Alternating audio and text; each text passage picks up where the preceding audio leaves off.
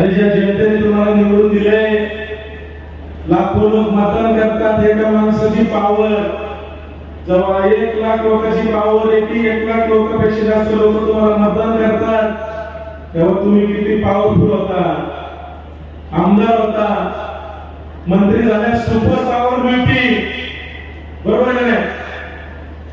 शक्तिमान कोणाला माहितीये? शक्तिमान. एवढी मंत्रीपद, एवढं सगळं मिळालं, माणूस शक्तिमान असल्याशिवाय राहू शकत नाही. शक्तिमान होतो, पण काम दंग झाले.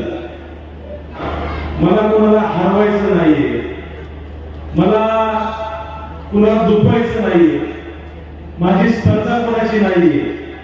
माझी फक्त प्रामाणिकपणे इच्छा आहे की या जनतेचं मला काम करायचंय आणि काम करायची तळमळ आहे, म्हणून हे सर्व चाललंय. आणि मला विश्वास आहे की येणाऱ्या काळामध्ये तुमच्या साक्षीने सांगतो, मी माझ्या पक्षाला या ठिकाणी विनंती करतो की आपण कृपया माझा विचार करावा. हात जोडून विनंती करतो की उमेदवारीबाबत आपण माझा विचार करावा. या जनतेची सेवा करण्याची माझ्यासारख्या कळवळीच्या कार्यकर्त्याला संधी द्यावी. आणि जर पक्षाने असं नाही केलं तर तुम्ही माझ्या पाठीशी उभे असणार आहे नाही.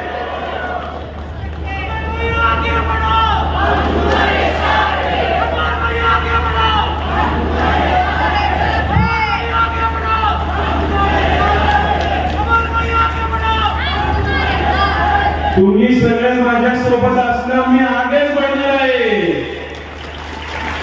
तुमचा आशीर्वाद घेण्यासाठी आपण आज जन आशीर्वाद नाव घेतलाय. माझ्या माता बंधूंनो, जे काय घडामोडी होतील त्या होतील, पण निश्चितपणे तुमच्या प्रत्येकाचा विचार घेऊनच मी पुढचं पाऊल टाकणार आहे. त्यावेळी फक्त मला संधी द्या.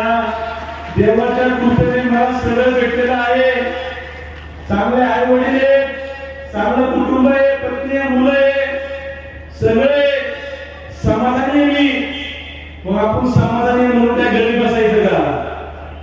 तर आपण समाधानी असाल ना, तर या समाजामधील ज्या लोकांना आडी अडचणी आहेत, ज्यांच्या जीवनामध्ये दुःख आहे, ते सोडवण्याचा प्रयत्न आपण केला पाहिजे. आणि म्हणून हा प्रयत्न करण्याची माझी इच्छा आहे. फक्त माझ्या जनतेने माझी साथ द्या.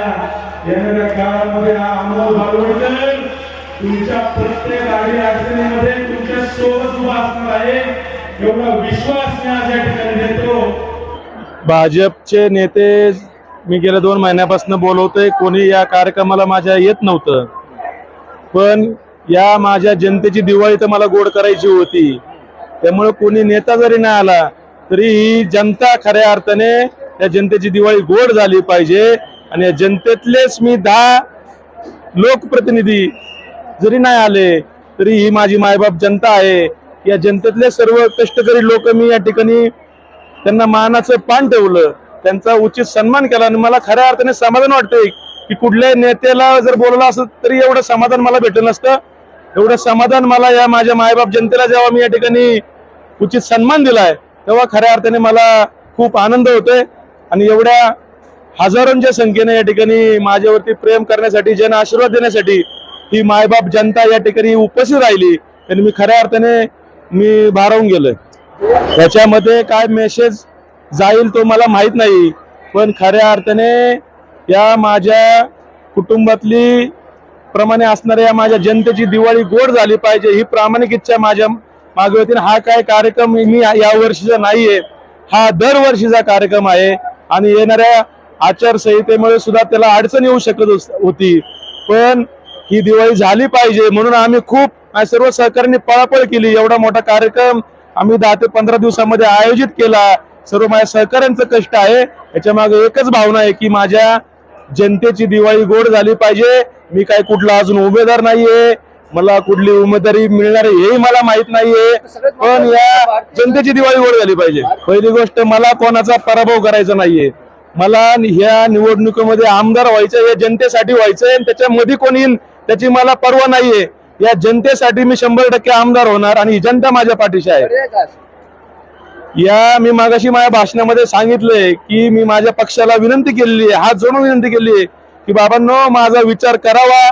मी एक सर्वसामान्य कार्यकर्ता आहे, माझे कुठे दिल्लीमध्ये संपर्क नाहीये, कुठले मोठे नेते माझ्यावरती आशीर्वाद नाहीये.